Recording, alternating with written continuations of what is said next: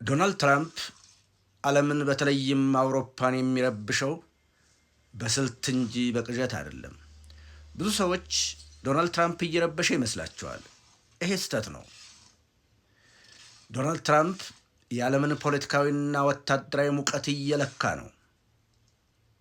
ይህ የአሜሪካውያኖች ስልት እንጂ የዶናልድ ትራምፕ ቅዠት አይደለም። የአሜሪካን የበላይነት የተቃወሙት አውሮፓውያኖች ናቸው። የአውሮፓ ህብረት ወይም ዩሮ የተመሰረተው አሜሪካን በመቃወም ነው። የዶላርነት የበላይነትን በመቃወም ነው። ስለዚህ አሜሪካኖችን መጀመሪያ የተቃወሟቸው ብሪክስ፣ ቻይና ወይም ሩሲያ አይደሉም። እነዚህ ሁለተኛና ሶስተኛ ናቸው። የአሜሪካን የበላይነት የተቃወሙት የራሳቸውን የበላይነት ላለማጣት ህብረት የፈጠሩት አውሮፓውያኖች ናቸው። የዩሮ ገንዘብ የተመሰረተውም ከዶላር ጋር ያለውን ፉክክር ለማጠናከርና የበላይነትን ለመያዝ ነው። የአሜሪካ የበላይነት እንደተጠበቀ እንዲቆይና የበለጠ እንዲጠናከር አውሮፓውያኖች እርስ በርስ መመታታት አለባቸው።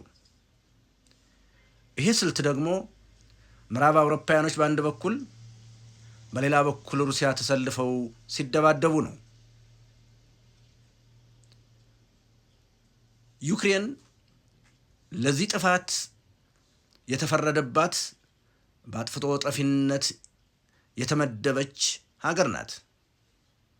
እንደምታዩት ዩክሬን አብዛኛ ግዛቷን ባይሆን 1/3 የሚሆነው በተለይም ስትራቴጂክ ቦታዎች በሩሲያ ቁጥጥር ስር ውላለች።